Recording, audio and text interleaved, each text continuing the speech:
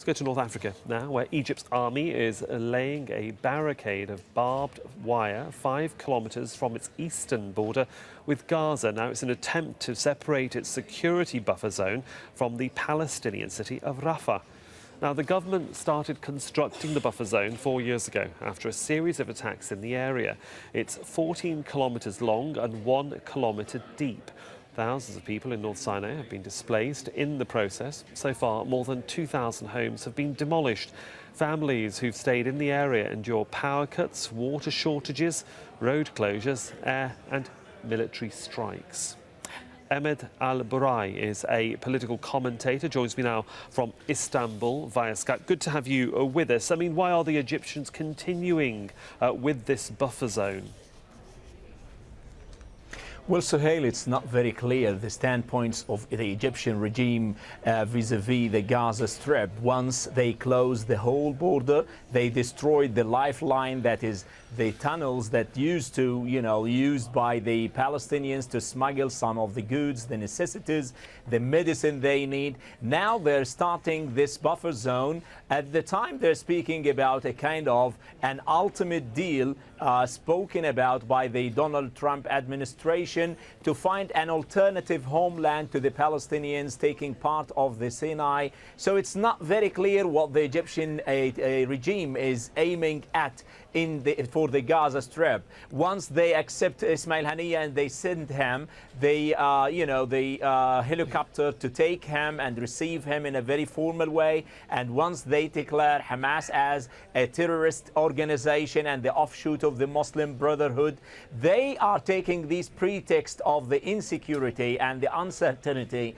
of the Sinai Peninsula and accusing the Gaza Strip, trying to do this kind of buffer zone to get rid of this headache, while on the ground it's not clear if these kind of measures on the ground will eventually lead to any progress to the national security of Egypt. Well, while we see this sort of buffer zone being constructed, we often assume that the Palestinians are the ones that suffer the most, being sort of cordoned in on all sides. How much is Egypt concerned about its own internal security by setting up this barrier, which it has been doing for some time now, if it really indirectly is accusing Gaza and its inhabitants of jeopardizing its national sovereignty and security?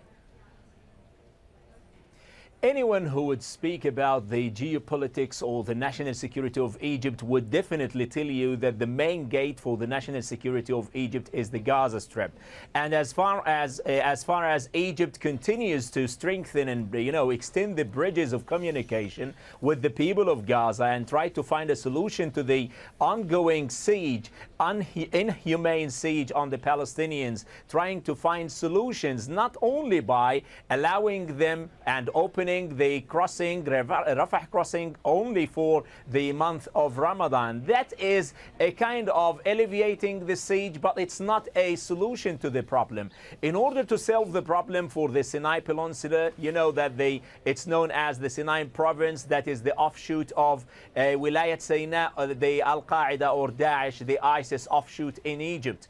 Now, in order to overcome these kind of security problems, the only way is to cooperate with the Palestinians in the Gaza Strip, trying to eliminate the elements of these radicals who are moving through the borders.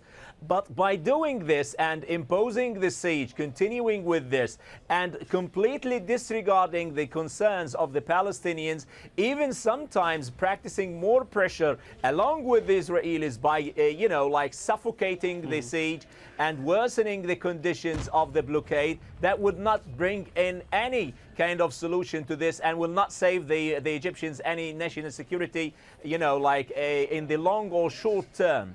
Well, we shall see what does happen. For the moment, Ahmed Al-Burai, thanks so much for joining us from Istanbul.